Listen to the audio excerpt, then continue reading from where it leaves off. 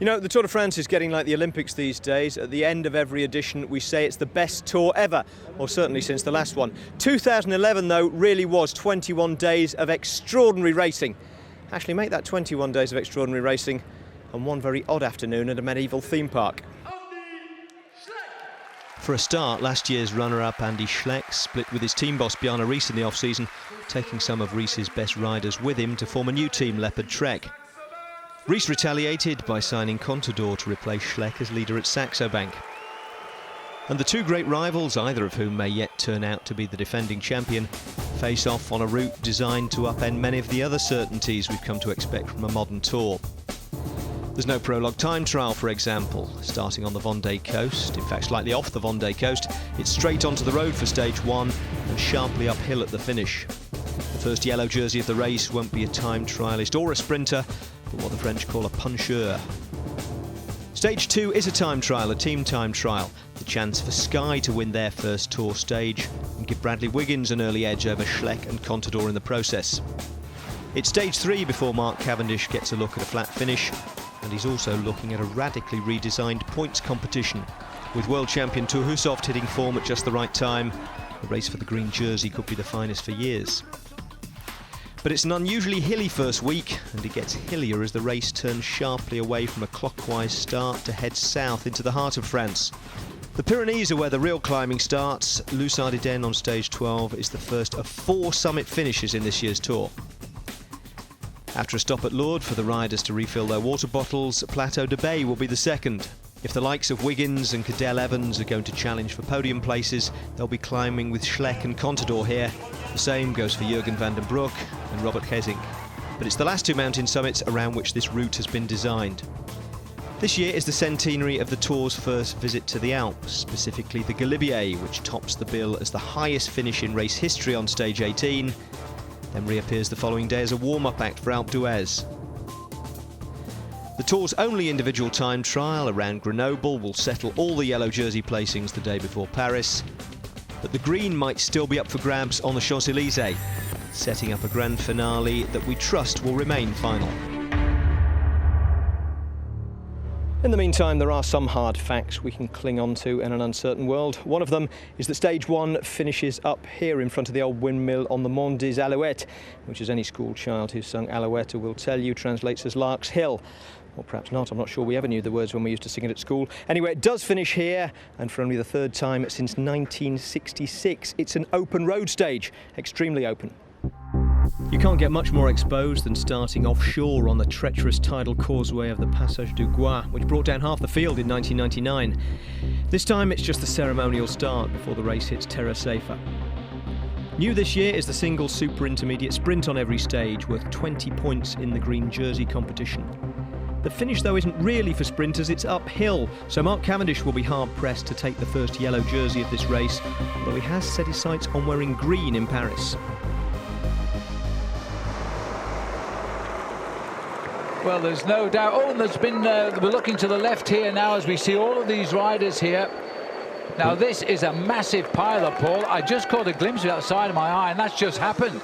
Well, let's have a look at where it's happened, because it's over on the right-hand side, and it's gone down very hard indeed, and that has blocked the main field. Wow. This is why, Phil, inside of the last 20 kilometres, you've got to ride in the front. Now, it's difficult to see just exactly whether or not any of the big leaders were involved in that accident there, and in fact, it was a spectator who just was standing too close into the road there, and a rider from Astana went down very hard. It actually looked like Alexander Vinokourov. Well, let's hope there's nobody injured there, but that was a massive pile-up, and it's come at the most crucial stage of the charge for the finish and completely split the peloton here.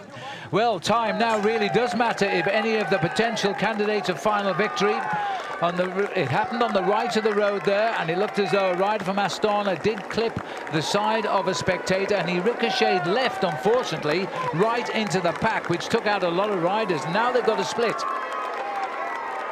So as we see the race now, they are 3.8 miles from the finish, and there is a very definite split on. Thomas Voeckler there in the green jersey. He's looking very nervous, looking left and right, staying right up in the first 4 or 5 positions.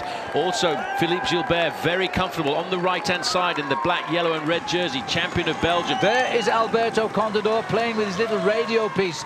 And now, I'm not sure where he is, but I think he might be on the offensive here to try and chase up to the lead group. He's got his whole team working for him. So Contador, like the day when we went down to La Grande Motte a couple of years ago, is losing seconds to men who may matter later on in the Tour de France.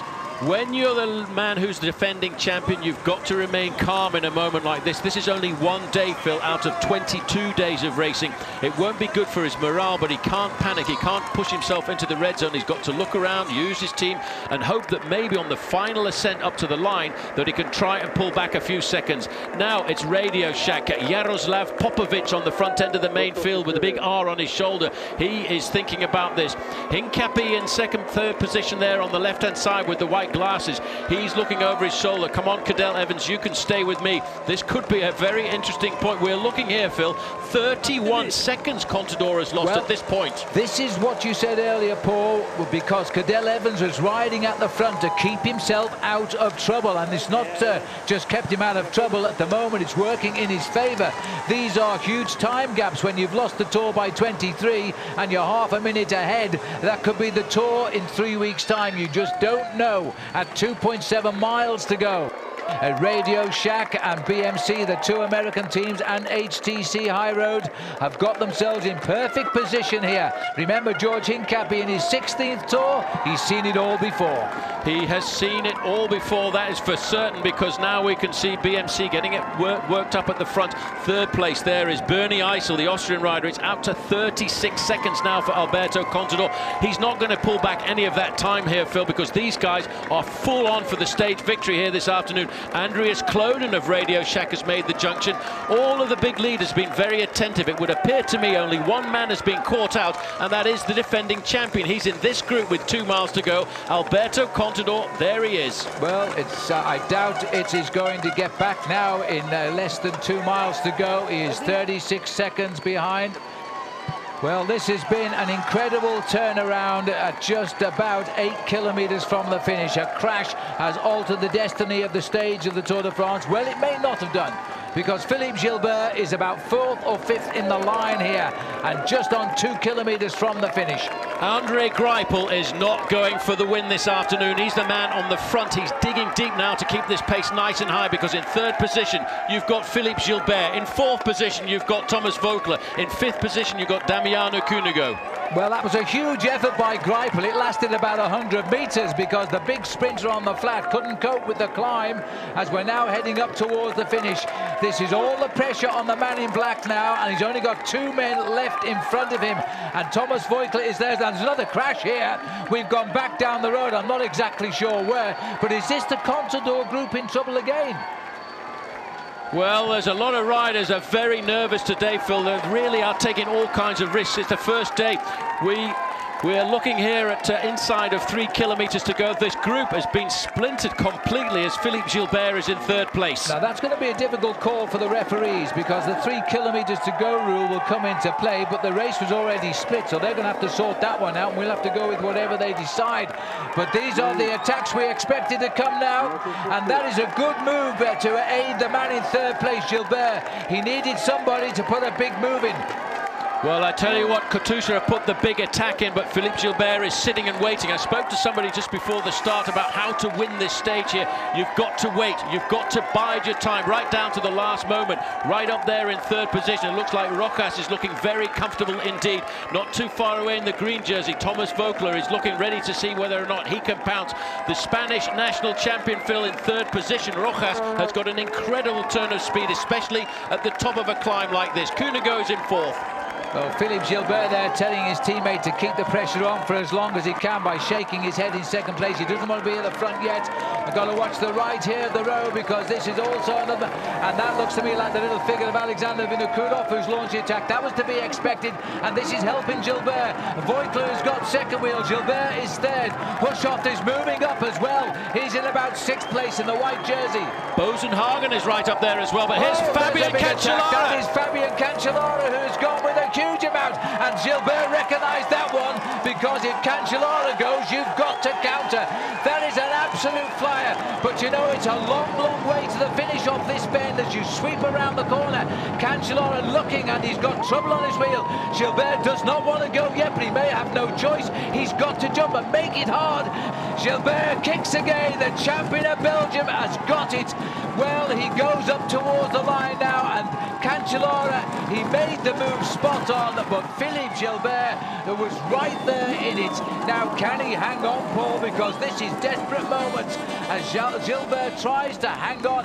He's got just about 500 metres to go. Yeah, but coming up in third place looks like Cadel Evans as well, because coming around this final corner, Philippe Gilbert really had the acceleration. He's got to keep going though, because there's a long, interminable hill, and Cadel Evans is coming across the gap. Oh, it's going to hurt the legs, but that's a result for Cadel Evans and for Philippe Gilbert. Win 14 for him.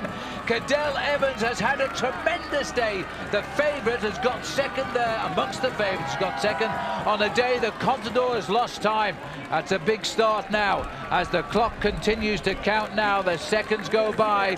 Well, this is going to be a very unusual overall classification tonight, but there's no doubt the first maillot jaune will go to Philippe Gilbert.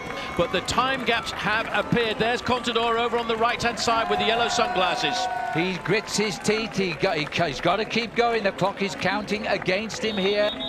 So as they race up towards the line, that clock is enormous. Now, we don't know whether some of this, Andy Schleck is in this group as well. So at least Contador and Schleck go in tomorrow in the same time. It looks about 1:20. Contador now knows this has been a grim day in the Tour de France for him. Andy Schleck alongside him. Bradley Wiggins is there as well. So the big names finishing there. What a game for Evans. They must have been involved in that second crash, because Bradley Wiggins was riding right at the front end of the main field. So I have a feeling that Andy Schleck and Bradley Wiggins went down in the second crash. But there's no doubt at all about the winner of the stage this afternoon, Philippe Gilbert of Belgium, and the champion to boot. Now, as Paul rightly pointed out, the second crash of the run-in, which held up Wiggins, Schleck and a host of others in that front group, came inside the final 3 kilometres. And although that generally would see them given back their lost time, it's not a rule that's usually applied on uphill finishes. And when Bradley spoke to us, there was still a bit of frantic flicking through the rulebook going on. Have you got a clear idea of where you were and what went on, and if you've lost time or not? I was with the front group when I was held up, so that to me says I should have the same time as them, but it's the Tour de France and you never know. So. But there's no injury, there was no hit in the ground? No, nothing like that. I just got caught behind it. One of those stages where you can lose the Tour, you can't win it, but it can go horribly wrong, but you've got through it okay? Yeah, no, it was a lot better than I expected, so I was pleased with that today.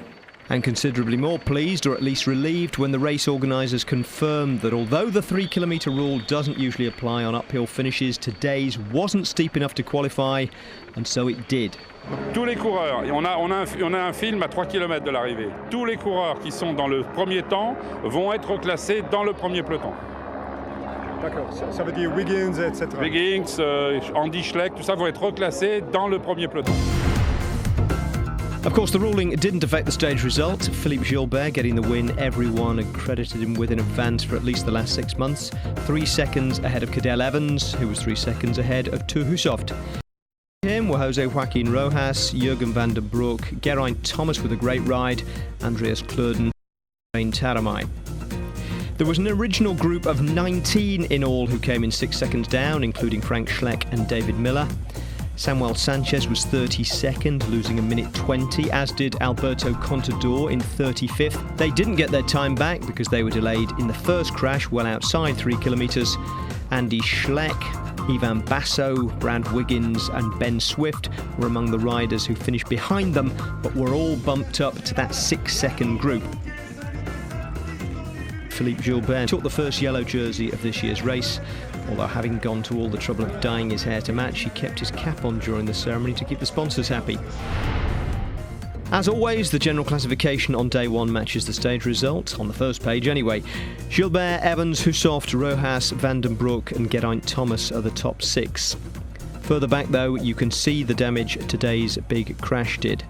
Frank Schleck is 12th, David Miller 16th, Andy Schleck 33rd, Ivan Basso 44th, Bradley Wiggins 50th, Mark Cavendish 69th, Ben Swift in his first tour 70th, all of them 6 seconds behind the leader. But along with Samuel Sanchez, Alberto Contador lost 1 minute and 20 after 1 day's racing, and he might be further behind by the end of tomorrow's.